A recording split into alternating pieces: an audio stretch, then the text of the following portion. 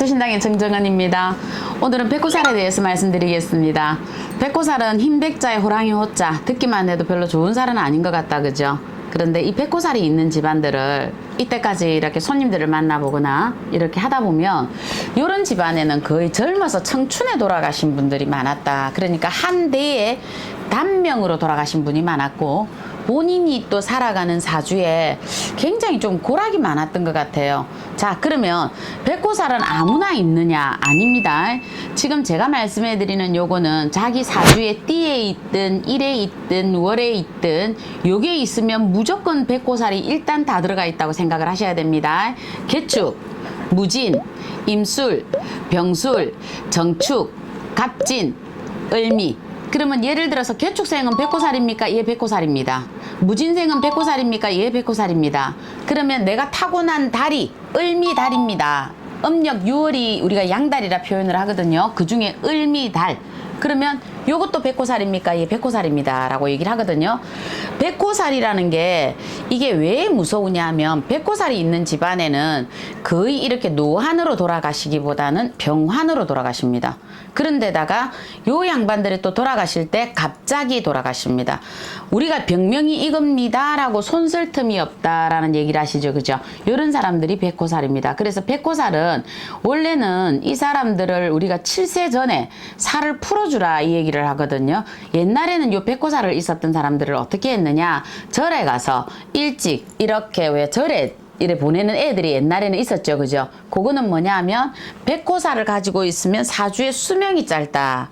그러다 보니까 이 아이가 절밥을 먹으면, 이 아이가 머리를 깎고 우리가 스님이 된다라면 이 아이의 죽을 목숨을 이어준다라고 표현을 하셨거든요. 그래서 요런 게 있었으면 옛날에 어른들이 무조건 그쪽으로 보냈습니다. 그런데 지금도 사실은 백호살이 조금 작용을 해요. 작용을 안 하는 건 아니에요. 백호살만큼은 조금 그렇대요. 그래서 요 살이 있는 사람들이 뭔가가 일을 좀 풀어가는 걸 보면 뒷심이 좀 약하다. 시작은 있는데 뒷마무리가 조금 안 되고요. 요 사람들은 다른 사람에 비해서 지기는 싫어하고 애살은 있는데 자기가 그만큼 받아가지를 못해요. 몸이 따라가지를 못해요. 그래서 백호살이 있는 사람들은 보면 늘 이렇게 몸이 좀 물먹은 솜처럼 깔아진다라고 해야 되나? 이렇게 좀 쫙 깔아지는 사람들, 이런 사람들이 좀 많습니다. 그래서 백호살을 가지고 있는 분들은 상갓집이나 우리가 이런 데를 좀 다녀오면 좀 안 좋다 이렇게 얘기를 하시는 분들이 많거든요. 그래서 요 살을 갖고 있는 사람 보고 제가 아까 살풀이 왜 우리가 저기 어디야 바위 같은 데 보면 많잖아. 이름 뭐 사주들 많이 적어놨잖아요. 그죠? 근데 요즘은 제발 이제 안 하시겠죠. 그죠? 그런지 그거는 정말 안 했으면 좋겠다. 저는 그래 보거든요. 바위에다 그 탁 사주 적어 놓는 거 보기 싫더라고요. 거기에 사주 적어 놓은 사람들 보면 거의 백호살들이 많아요. 아마 제가 그런들인 요런 띠든 이런 월이든 일이든 이렇게 있는 사람들이 어디 가서 뭔가 점사를 보다 보니까, 철학을 보다 보니까, 뭐 어떻게 하다 보니까 이렇게 팔아줘라 해서 요렇게 올리신 거거든요. 근데 자기의 사주를 그리 많잖아요. 그리 공개한다 해서 나는 좋을 건 없다라고 보거든요. 그렇게 살을 풀어가는 방법이 아니라 우리 집안에 단명으로 죽고 우리 집안에 뭔가가 자꾸 우환이 들었다라는 거거든요. 그러면 요 우환이 왜 들었을까? 우리 집안에 단명으로 죽는다는 거는 우리 집안이 암으로 죽는다, 단명으로 죽는다, 아니면 자손이 없는 할아버지가 뭐 계셨다, 어쨌다 이렇게 나온다라는 거는 우리 집안에 살생을 한 가보가 있다. 그래서 우리가 산짐승을 잡아, 예를 들어서 뭐 사냥꾼이 되어서 잡았든 그 사람이 뭐 아니면 살생을 좋아해서 살생을 했든 이렇게 했기 때문에 살아있는 생명의 목숨을 거두었다라는 거예요. 누군가 그 역할을 하신 분이 선대에 분명히 계실 겁니다. 이 사주들을 풀어본 연구의 결과 저는 그랬거든요. 그래서 이런 사람들 보고는 저는 오히려 방생을 좀 하시고요. 또 그게 아니면 요즘 뭐 저기 월드비전이나 이런 데 많잖아요. 그죠? 요런 데 가서 우리가 우리나라도 좋고 외국도 좋으니까 그런 아이 하나 정도 내가 평생 키운다 생각을 하시고 좀 이렇게 좀 하시면 안 될까? 저는 그렇게 생각을 하거든요. 물론 7세 전에 살을 풀어라 그 소리는 합니다. 아까 우리가 말씀드렸듯이 복숭아 나무 가지로 수수떡을 해서, 왜 수수떡을 하느냐 하면 수수떡을 해서 동글동글하게 말아서 화살 역할로 해서 그 아이 이름 수만큼 예를 들어 7살이다. 그러면 7살이면 뭐 홍염살, 백호살, 연살, 돌살, 치살, 태살 뭐 전부 다 뽑아내거든요. 우리가 그걸 다 뽑아내어서 이렇게 되면 백호살이 들어와 있으면 이 아이가 분명히 비재살, 재산이 없는 것도 있을 거거든요. 이런 거를 다 적어요.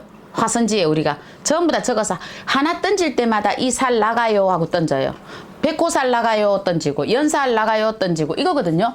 수수팥떡은 왜 그러냐면 귀신은 닦지 못한 귀신은 붉은색을 싫어하고 그래서 우리가 제사 때 조상님들 제사 보면 노란 콩시루 백시루 이런 거 올리죠. 좀 조상이 선대가 올라가면 파시루 올리실 거예요 아마.